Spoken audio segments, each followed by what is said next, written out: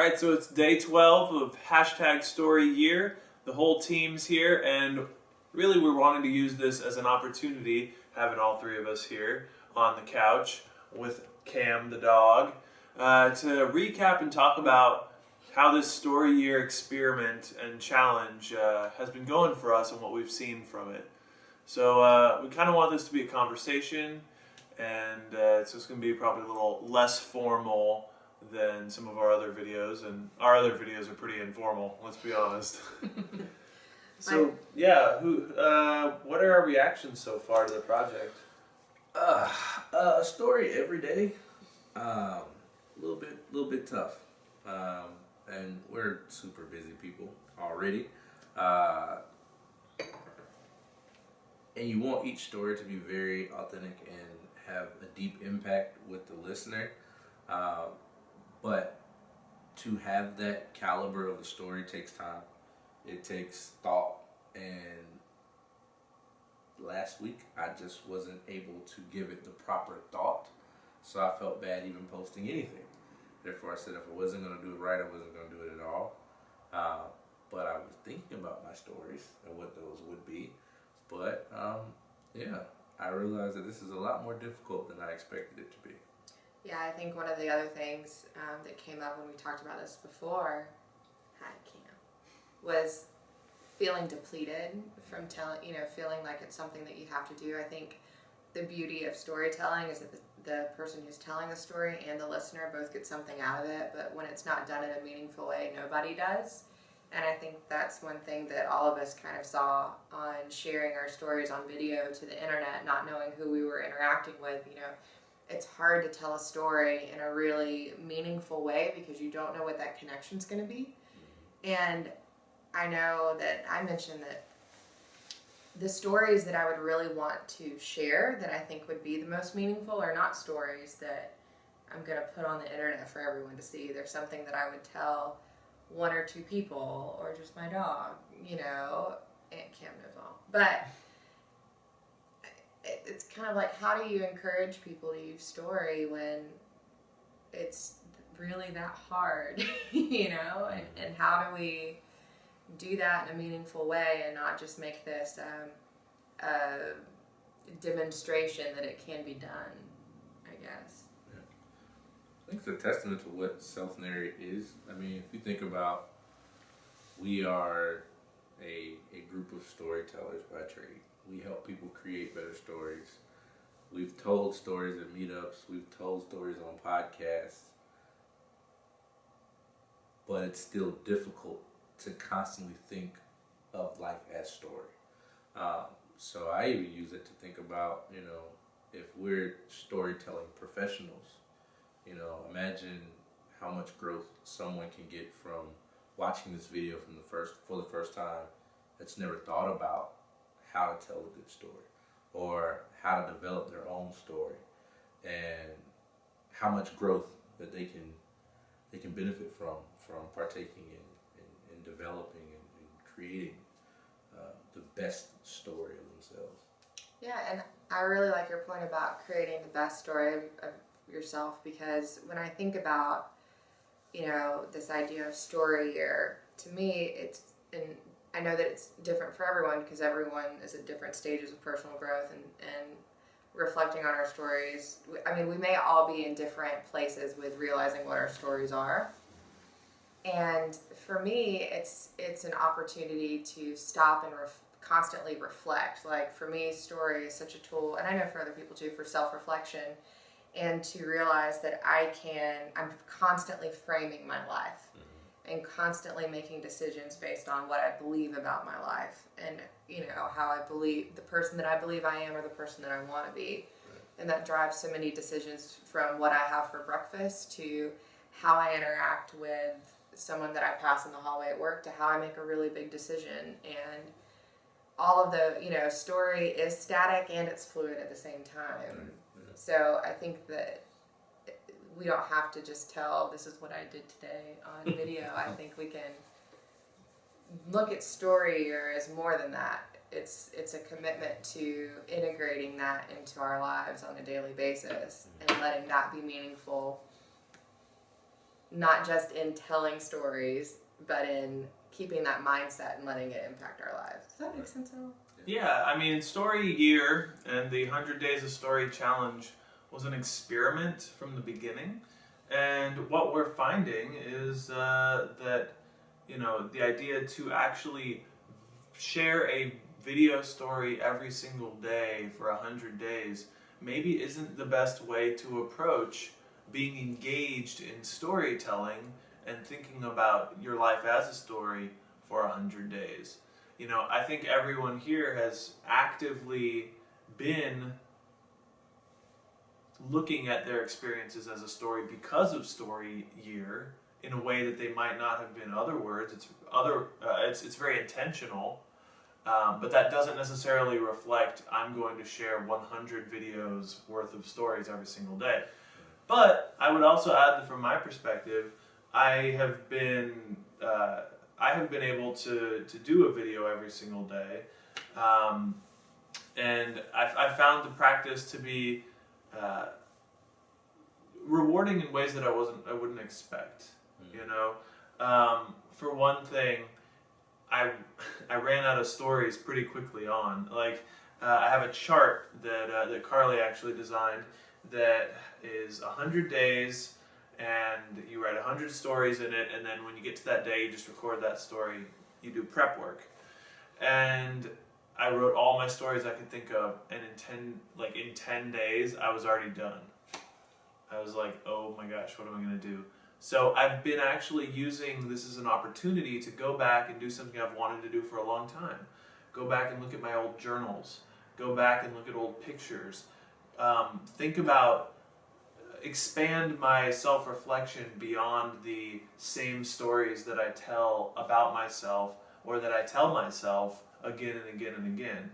It's a tool for me as someone who has a very poor memory to be able to use this as an opportunity. If I have the faintest glimmer of a memory, normally it would just fade away and I would forget it again. But now I'm looking for stories, so I grab onto it, take a minute, think about it.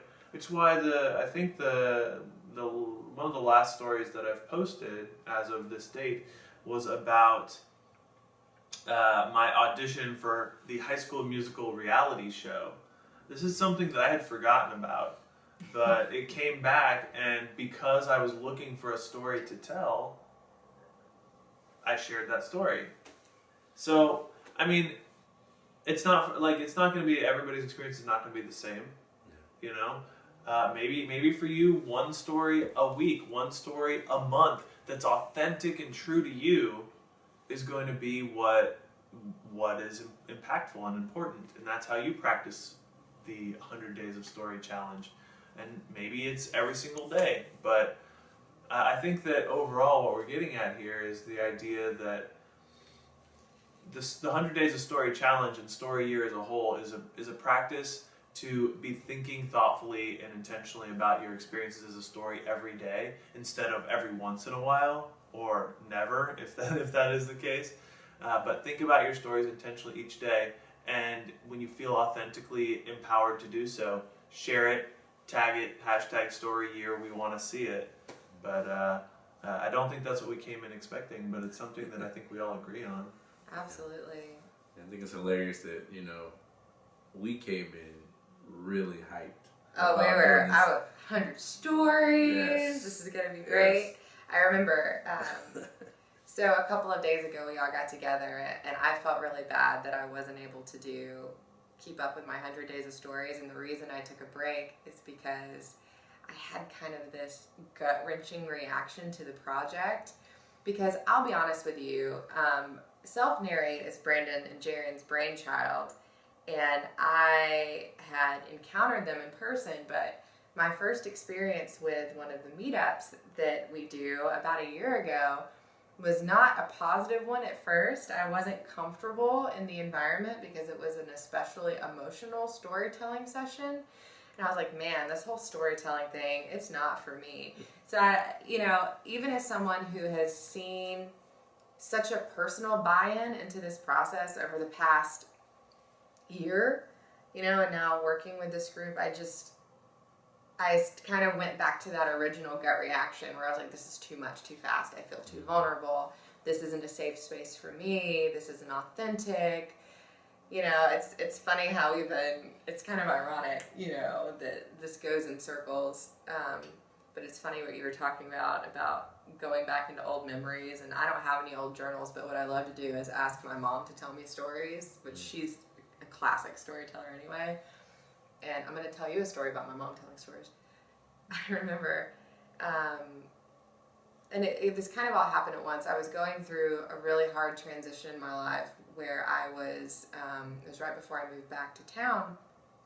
I was living in back where I grew up and was in a really rough relationship that broke off. And I was having all these new experiences from being back on my own and back in a bigger city, and was talking about all these things that freaked me out. And I had just within a week 5 or 6 different people that were telling me these stories of, Carly, do you remember this time when you were a kid and you did this and this was so-and-so's reaction? Or, Carly, I can't remember a time when you were scared of anything. Or, you've always been able to do whatever you put your mind to, and blah, blah, blah, blah, blah.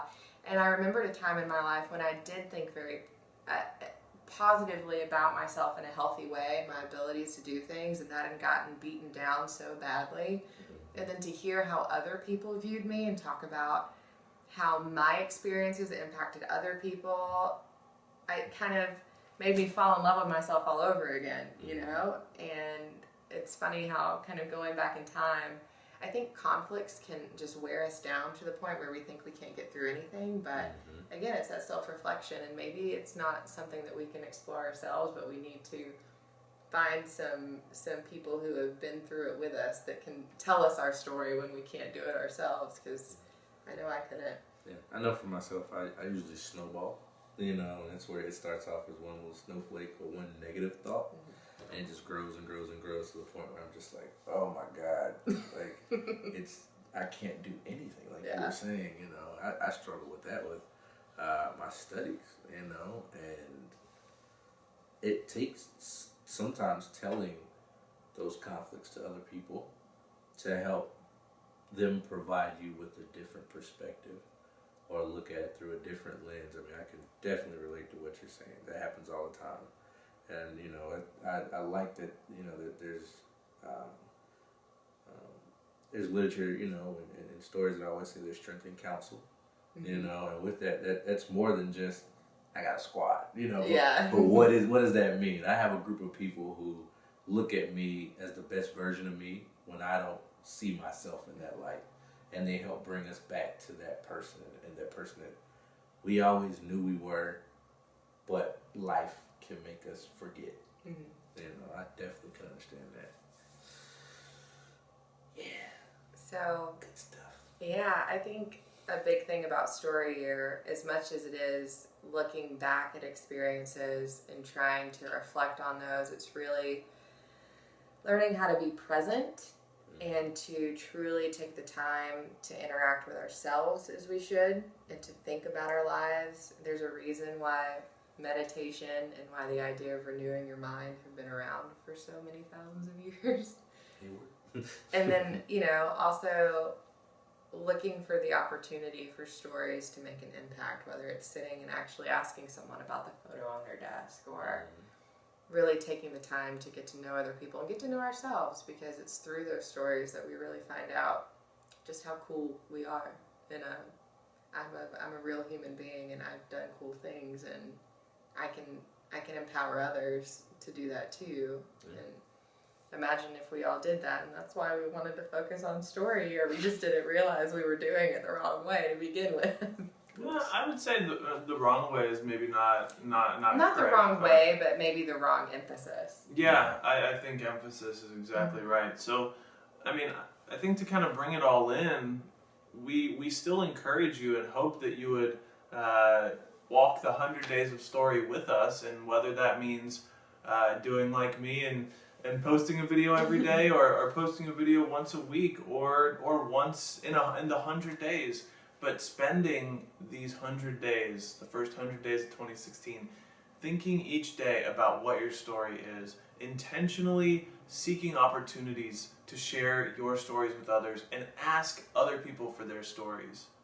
You know, the level of vulnerability is up to you. For some, being vulnerable on the internet, sharing their story on the internet is perfectly fine. For others, that's too vulnerable. It's share it with your dog, share it with your friend, share it with your mom or your dad, or your significant other. Use it as an opportunity to be encouraged to share those stories. So, you know, I think I say it for everybody when I say this 100 Days of Story experience and experiment has been fun and so far, and we can't wait to see the next 90-ish days of the project and see what happens. But just follow along with us on #StoryYear. We'll check in with you once a week, and there may be more confessional type situations like this to come. But I'm cool with it. most likely. But walk it with us as we learn what this 100 Days of Story challenge is with you. And I guess until next time, Grow Grow your story. Grow yourself. We still gotta work on that. We will. We'll get it. We'll get it one day. We'll get it one day.